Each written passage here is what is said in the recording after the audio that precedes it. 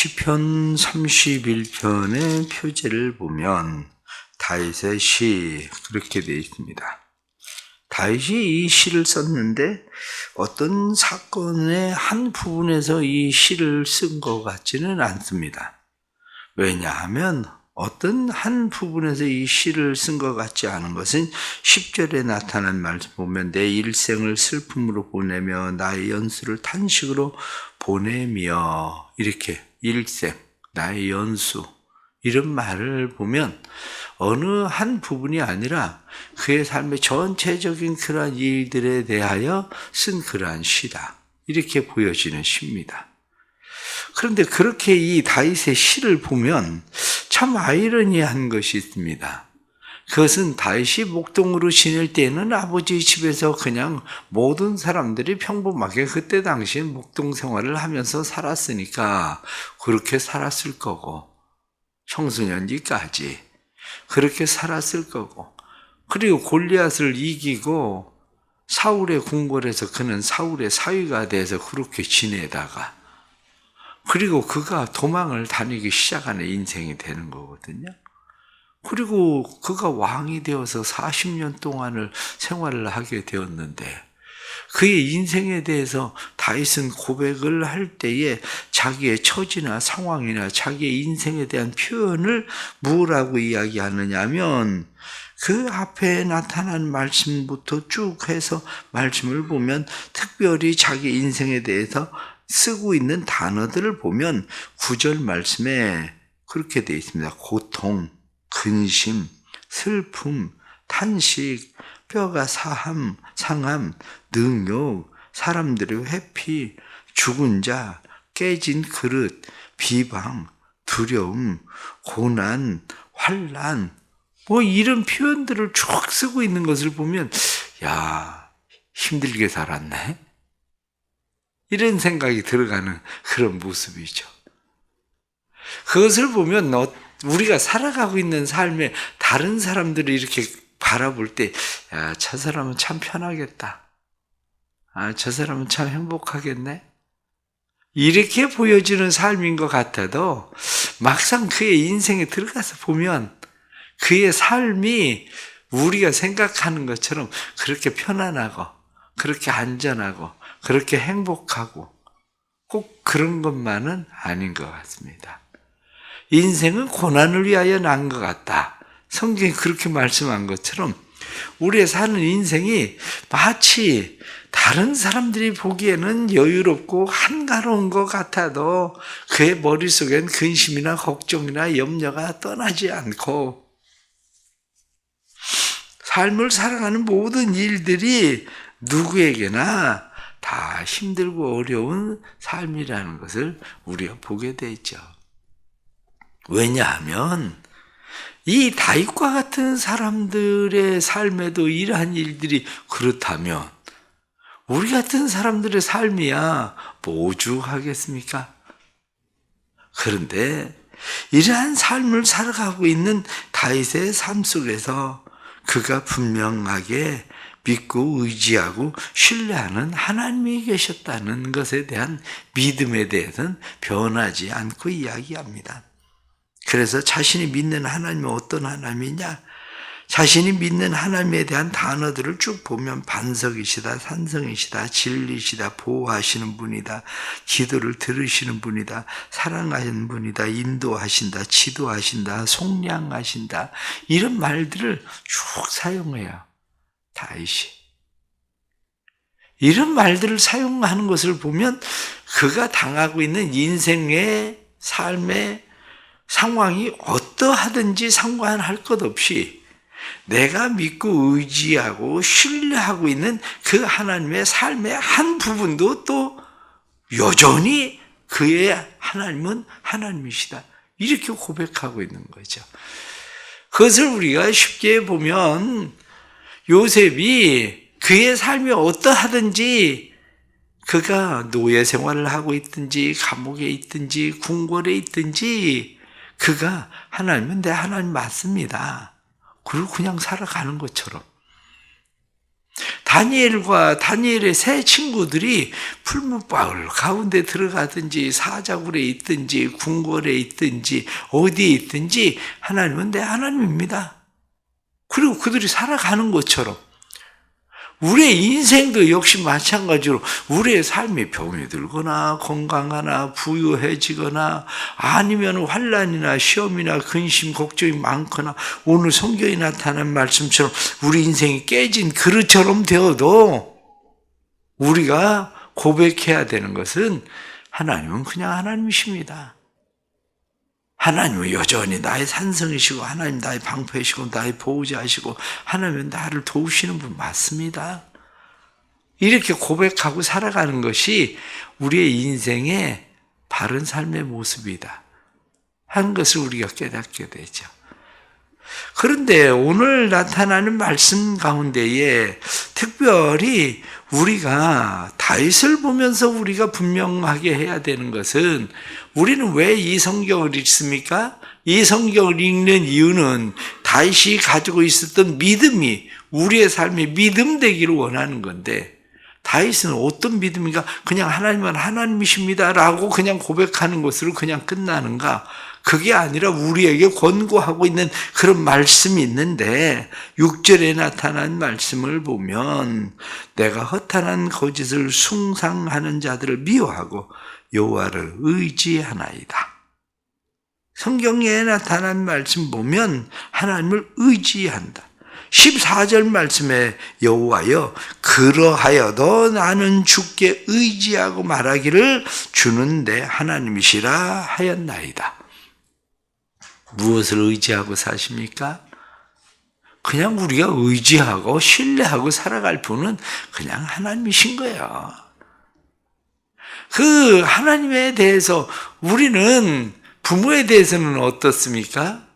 우리 부모에 대해서 우리가 생각할 때 부모가 젊었을 때든지 연세가 들었을 때든지 우리는 그냥 우리의 마음 가운데 내 아버지는 그냥 내 아버지입니다. 내 어머니는 그냥 내 어머니이십니다. 그렇게 끝나는 것만 아니라 우리는 그 하나님에 대해서 한 걸음 더 나아가 하나님은 나의 하나님이십니다. 이것만이 아니라 난 그 하나님을 의지합니다. 이렇게 생각하는 거죠. 나는 그 하나님을 의지합니다. 그렇습니다. 그런데 때때로 우리는 하나님에 대해서 어떻게 생각하는지 어떤 분이 택시를 탔는데 연세 드신 분이 택시를 탄 거예요. 그런데 연세 드신 분이 택시를 탔는데 자기가 가고 있는 주소를 잘 알지 못해요. 아마 치매기가 있으신지 그러니까 주소를 잘 알지 못하니까 그 주소에 나와 있는 전화번호를 보고 전화를 했더니 딸이 전화를 받는 거예요. 딸이 전화를 받아서 이야기하기를 지금 여기가 여의도 쪽인데 그리고 이야기를 하니까 그쪽에서 이야기하기를 여기는 여의도에서 멀어요. 그러니까 오빠한테 전화하세요. 그 전화를 끊더라는 거예요. 그리고 전화를 안 받아. 그래서 또 다시 그 할머니하고 이야기를 해서 그 오빠가 뭐 여의도 쪽에 살고 있는데 그 오빠 그때는 그 아들 되는 집에 전화를 한 거예요. 여기 할머니가 택시를 타시고 할머니가 거기 아들 이름을 대면서 아무 계시냐 여기 할머니가 택시를 타셨는데 그러고 얘기를 하니까 전화를 끊어버린 거야. 그러고 나서 그 다음부터는 전화를 아무리 해도 전화를 안 받아. 그 택시기사가 어떡하겠어요? 할 수 없이 파출소에다 갖다 모셔드린 거지. 오늘날 많은 사람들이 하나님을 필요로 할 때는 그렇게 하나님을 의지하고 사는 것처럼 하나님의 도움을 입고 사는 것처럼 그러다가 어느 날부터 하나님에 대해서 그렇게 취급하는 사람들도 인생에 많아. 그런 사람도. 그러나 우리는 성경에 나타난 말씀처럼 그래도 나는 하나님 의지합니다. 14절 여호와여 그러하여도 나는 주께 의지하고 말하기를 주는 나의 내 하나님이시라 하였나이다. 이 말이 무슨 이야기입니까? 내가 지금 이런 어려움들을 막 당하고 사람들이 나를 벌레 취급하듯이 나를 피하고 난 깨진 그릇같이 되어 있어도 그래도 하나님은 내 하나님이시고 난 그래도 하나님 의지합니다. 지금 내 상황이나 형편이나 이런 걸 보면 사람들이 아이고 저거 하나님 믿는데더니 뭐 잘된 게 뭐가 있어. 하나님 믿어도 뭐 병들지 않아. 하나님 믿어도 가난하고 하나님 믿어도 자식들 그렇고 뭐가 그렇게 잘 됐는데 이렇게 이야기해도 하나님 그래도 하나님은 나의 하나님이십니다. 그래도 나는 하나님 의지합니다. 이게 지금 다윗이 고백하고 있는 고백인 거죠. 우리의 신앙도 그래야 되는 거죠. 하나님, 그래도 하나님 여전히 나의 하나님이십니다. 이렇게 고백하는 것이 하나님, 그래도 나는 하나님 의지합니다. 이게 우리가 배워야 될 신앙인 거죠. 두 번째로 오늘 성경에 나타난 말씀 보면 21절 말씀에 여호와를 찬송할지어다. 견고한 성에서 그의 놀라운 사랑을 내게 보이셨음이로다. 여호와를 찬송해라. 지금까지 하나님의 사랑 입은 거 생각해 보면 얼마나 놀라운가. 그 하나님을 찬송해라. 그렇습니다. 우리가 해야 되는 일은 지금까지 베풀어 주신 은혜 생각하면 그래도 여전히 하나님 찬송하고 살아가야 되는 겁니다. 우리가 부모님을 생각하면 그래도 지금까지 베풀어 준 은혜를 생각하면 부모님을 공경해야 되는 것이, 우리가 하나님 찬송하는 것은 그의 놀라운 사랑을 내게 보이셨음이로다. 가장 놀라운 사랑이 뭡니까? 내가 세상에 어떻게 태어났는데요? 부모 없이 세상에 태어나나요? 부모 없이 세상에 태어난 것이 아니라 내가 부모님 때문에 세상에 태어나는 것처럼 하나님이 우리에게 베풀어 주신 가장 중요한 큰 은혜는, 하나님의 그 놀라운 사랑은 로마서에 나타난 것처럼 하나님의 사랑을 십자가로 증명하셨다. 이렇게 말씀하신 것처럼 예수 그리스도의 십자가, 우리의 죄를 구속하기 위하여 그 아들을 내어주시고 그 아들이 우리의 죄를 위해서 십자가에 못 박혀 죽으셨다. 성경이 말씀하는 가장 큰 사랑입니다. 하나님은 그 사랑을 그렇게 증명하셨다는 거야, 성경. 그러니 구원받은 사람은 하나님을 당연히 찬송해야 되는 겁니다. 구원받은 사람은. 그 다음 세 번째 나타나는 말씀을 22절 말씀을 보면 내가 주께 부르짖을 때에 주께서 나의 간구하는 소리를 들으셨나이다. 그렇기 때문에 하나님이 내 간구하는 소리를 들으셨기 때문에 2절 말씀에도 내게 귀를 기울여 속히 건지시고 내게 견고한 바위와 구원하는 산성이 되소서. 지금 하나님 앞에 부르짖잖아요. 기도하십시오. 기도해야 되는 이유가 바로 여기에 있는 겁니다.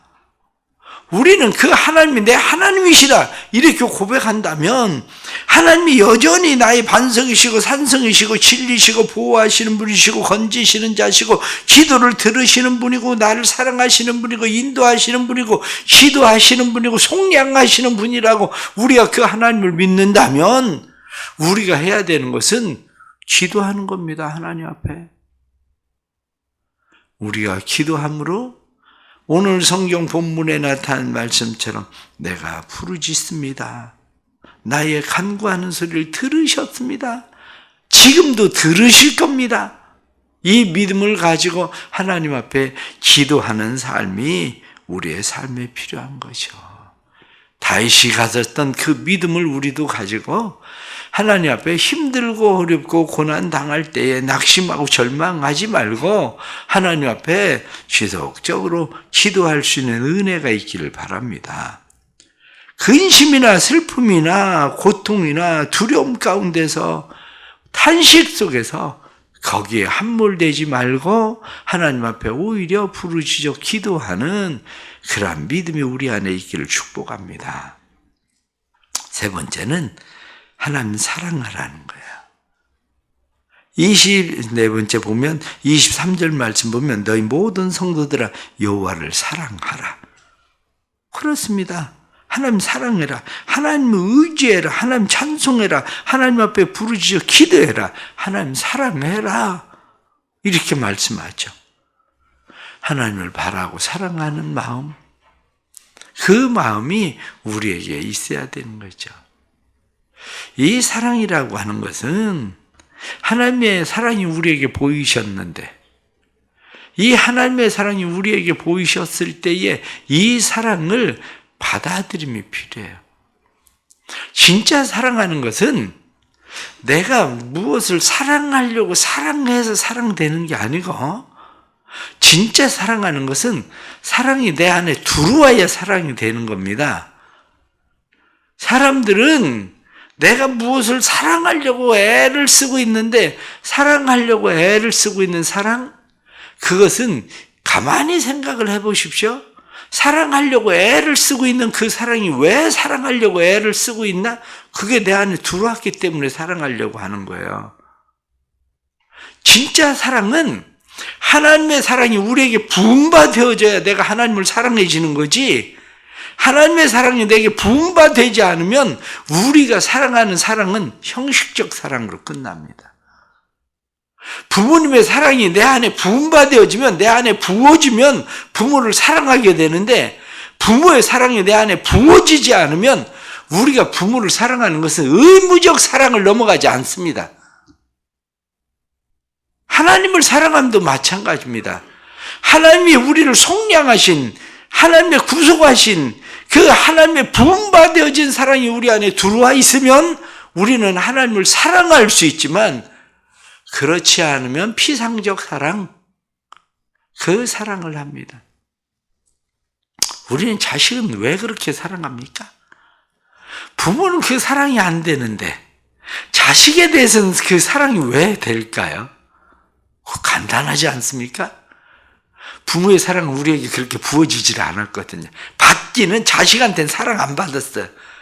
그런데 받기는 부모로부터 엄청난 사랑을 받았는데 그 사랑이 내게 들어와 있지를 않아요. 엄청나게 부어졌음에도 불구하고. 자식은 내가 왜 그렇게 사랑하는데요? 이유는 간단해요. 그 자식이 나를 사랑해서가 아니라 생명이 연결되어 있어서 그런 거예요. 생명이. 부모하고는 생명이 연결되어 있음에도 불구하고 생명의 연결을 느끼지 않아요. 그런데 자식에 대해서는 생명을 연결시켜요. 자식에 대해서는. 결국 마찬가지입니다. 하나님을 사랑하는 것도 생명이 연결돼야 진짜 사랑이 됩니다. 생명이 연결되어지지 않으면 주님의 생명이 내 안에 들어와 있는 생명, 그 생명 되어야 진짜 사랑이 되는 거예요. 그 사랑이. 그래서 너희 모든 성도들아 여호와를 사랑하라. 성경에 말씀한 것처럼 하나님 사랑할 수 있기를 축복합니다. 결론적으로 말씀을 드리면 오늘 24절 말씀은 그렇게 말씀합니다. 여호와를 바라는 너희들아 강하고 담대하라.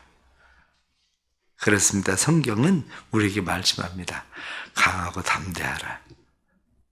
두려워하지 말고 놀라지 마라. 나는 내 하나님이다. 나는 너와 함께한다. 내가 세상을 이겼다. 우리에게 그렇게 말씀하시. 임마누엘은 하나님이 우리와 함께 하신다는 거 아닙니까? 그 하나님이 우리와 함께 하시는데, 그 하나님이 우리와 함께 하신다는 것을 나타내기 위해서 예수님이 오셔서 그 이름을 임마누엘이라 하리라. 그 주님이 우리에게 말씀하시는 것이 담대해라. 내가 세상을 이겼노라. 그렇게 말씀하시잖아요. 그래, 우리가 주님과 함께하면 우리는 세상을 이길 수 있습니다. 어떻게 우리가 세상을 이길 수 있느냐? 오늘 성경에 나타난 말씀처럼 하나님께서 우리에게 놀라운 사랑을 예비하셨기 때문이죠. 오늘 성경에 나타나는 말씀처럼 하나님께서 19절 말씀을 다시 보면 주를 두려워하는 자를 위하여 쌓아두신 은혜, 곧 죽게 피하는 자를 위하여 인생 앞에 베푸신 은혜가 어찌 그리 큰지요. 이 말씀을 믿으십시오. 우리를 위해서 베푸신, 쌓아두신 은혜가 엄청나게 크고 놀랍다는 것을 믿으십시오. 그것을 믿고 기도하십시오. 그것을 믿고 하나님을 사랑하십시오.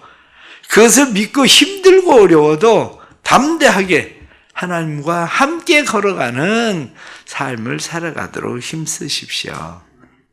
오늘도 우리가 세상을 어떻게 이기겠습니까? 세상을 이길 수 있는 것은 결국 주님과 함께하는 사랑이 세상을 이기게 하는 것이죠.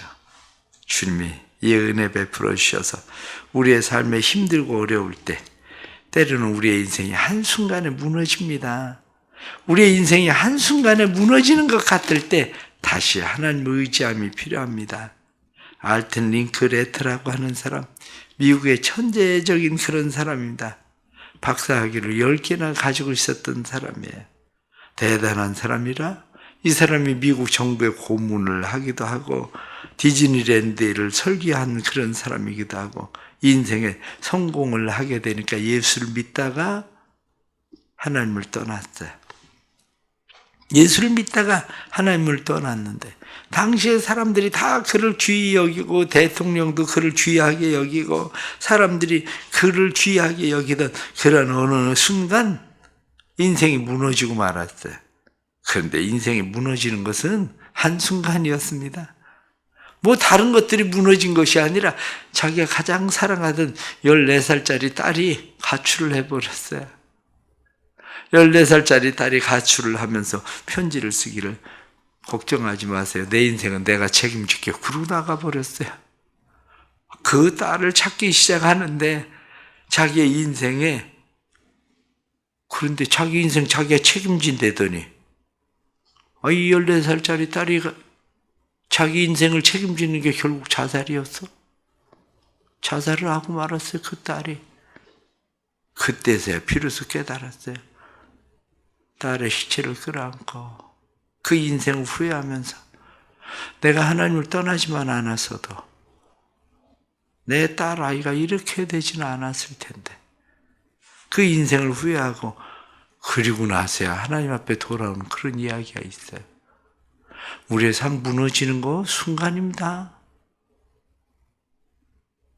우리가 신뢰하고 의지하고 살아가야 되는 것은 결국 하나님 신뢰하고 의지하고 하나님 사랑하고 살아가는 것입니다. 우리 하나님께서 이 은혜를 우리의 삶에 주셔서 오늘 하루도 믿음으로 승리할 수 있기를 축복합니다. 기도합시다. 하나님 아버지, 힘들고 어려울 때 우리는 하나님을 떠나기도 합니다. 때로는 인생이 잘 나간다고 생각할 때 하나님을 떠나기도 합니다.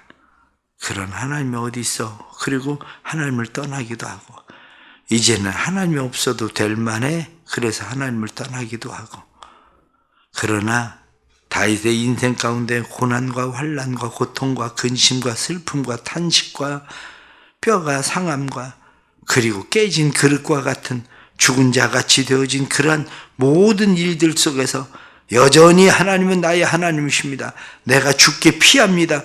내가 주를 의지합니다. 하나님을 찬송합니다. 하나님께 부르짖어 기도합니다. 하나님 사랑합니다. 고백하며 나아가던 다윗처럼 우리의 삶이 하나님을 그렇게 의지하고 신뢰하며 살도록 도와주옵소서.